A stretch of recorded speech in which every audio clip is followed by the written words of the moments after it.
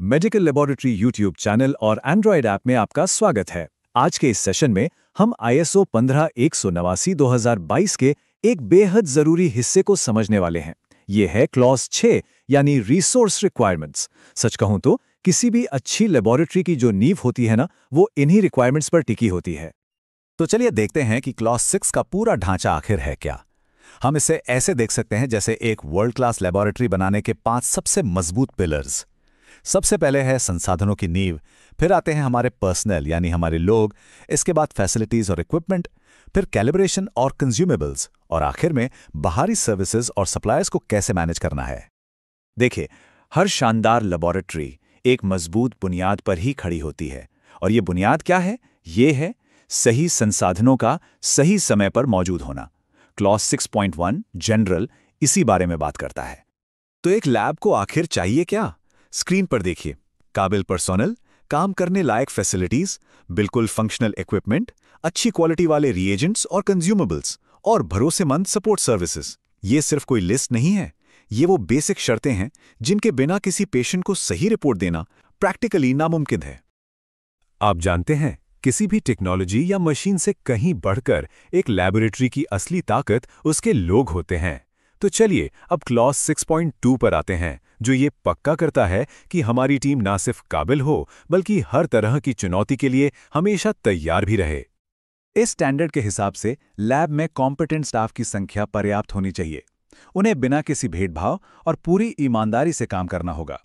उन्हें ये समझना होगा कि यूजर की ज़रूरतें क्या हैं, और हाँ, हर नए मेंबर को ऑर्गेनाइजेशन में आने पर एक प्रॉपर स्ट्रक्चर्ड इंट्रोडक्शन मिलना ही चाहिए।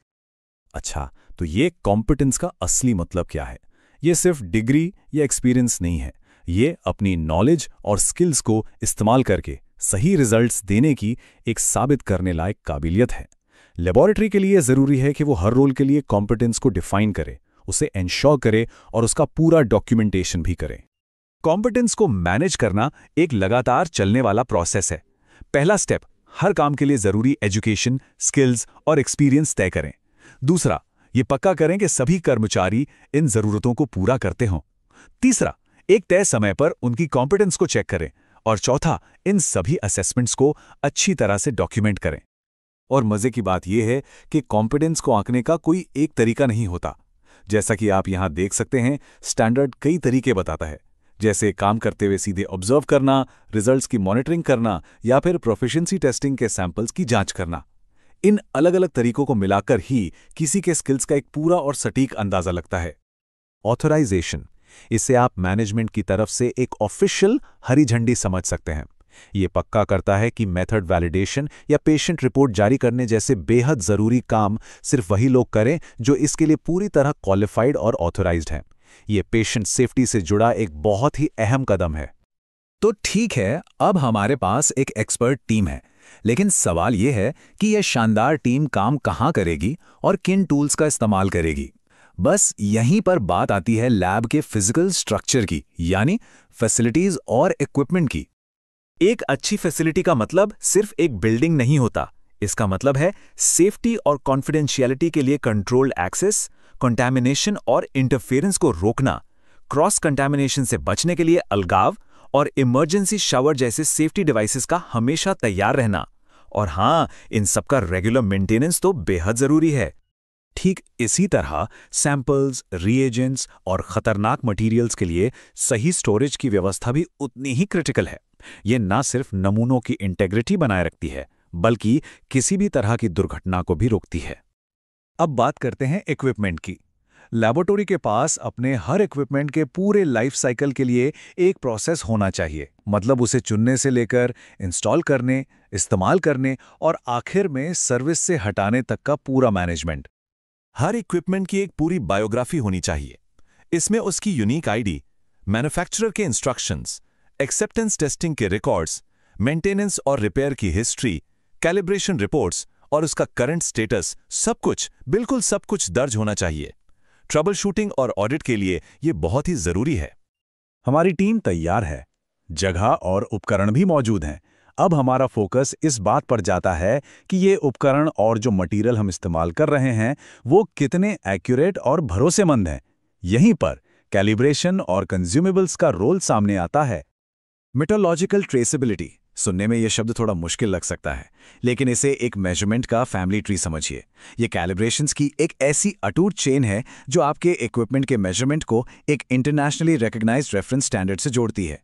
इसी से ये पक्का होता है कि दिल्ली में किया गया टेस्ट और दुबई में किया गया टेस्ट दोनों कंपैरेबल और एक्यूरेट हों। और ये स्लाइड इस चेन को बहुत अच्छे से दिखाती है। जरा देखिए कैसे एक पेशेंट के सैंपल का रिजल्ट लैब के कैलिब्रेटर से, फिर मैन्युफैक्चरर के रेफरेंस से और आखिर में एक हायर ऑर्डर रेफरेंस मटेरियल के जरिए सीधे एसआई यूनिट जैसे फंडामेंटल स्टैंडर्ड से जाकर जुड़ जाता है। यही वो अटूट चेन है जो हमारे रिजल्ट्स में भरोसा पैदा करती है। अब जरा रिएजेंट्स और कंज्यूमेबल्स के बीच का फर्क समझते हैं। रिएजेंट्स वो पदार्थ हैं जो सीधे टेस्ट में यूज होते हैं, जैसे कैलिब्रेटर्स, जबकि कंज्यूमेबल्स प्रोसेस में मदद करते हैं, जैसे पिपेट टिप्स। दोनों के लिए सिलेक्शन, स्टोरेज और इन्वेंटरी मैनेजमेंट के मजबूत प्रोसेसेस होने चाहिए, क्योंकि एक खराब टिप भी टेस्ट को उतनी ही आसानी से बर्बाद कर सकती है जितना एक खराब रिएजेंट। हमारे इस कंस्ट्रक्शन का आखिरी पिलर है ये समझना कि कोई भी लेबोरेटरी अकेले काम नहीं करती। ये एक बड़े इकोसिस्टम का हिस्सा है। इसलिए अपने यूजर्स और बाहरी सप्लायर्स के साथ रिश्तों को मैनेज करना क्वालिटी बनाए रखने के लिए बेहद जरूरी हो जाता है। चाहे वो बाहर से खरीदी गई टेस्ट किट्स हों, सैंपल कलेक्शन की सर्विस हो या फिर इक्विपमेंट कैलिब्रेशन की सर्विस, लेबोरेटरी की ये जिम्मेदारी है कि वो ये पक्का करे कि हर बाहरी प्रोडक्ट या सर्विस उसके क्वालिटी स्टैंडर्ड्स पे खरा उतरे। आखिर में जिम्मेदारी तो लैब की ही होती है। ये स्लाइड बहुत साफ साफ दिखाती है कि जब कोई टेस्ट बाहर भेजा जाता है तो जिम्मेदारियां कैसे बढ़ती हैं। सैंपल भेजने वाली लैब यानी आपकी लैब की जिम्मेदारी है कि वो अपनी रिक्वायरमेंट्स बताए और ये इंश्योर करे कि फाइनल रिपोर्ट सही व्यक्ति तक पहुंचे। पेशेंट के लिए जो फाइनल अकाउंटेबिलिटी है वो हमेशा भेजने वाली लैब की ही होती है। तो अब सवाल ये उठता है, आपकी लेबोरेटरी इन रिसोर्स रिक्वायरमेंट्स का इस्तेमाल करके क्वालिटी की एक मजबूत नींव कैसे बना सकती है? इस पर सोचना हर लेबोरेटरी प्रोफेशनल के लिए बहुत जरूरी है। तो संक्षेप में कहें तो ISO 15189 का क्लॉज 6 हमें एक भरोसेमंद मेडिकल लैबोरेटरी बनाने का पूरा ब्लूप्रिंट देता है, जो पर्सनल से लेकर सप्लायर्स तक हर पहलू को कवर करता है। और यही है क्वालिटी की असली बुनियाद।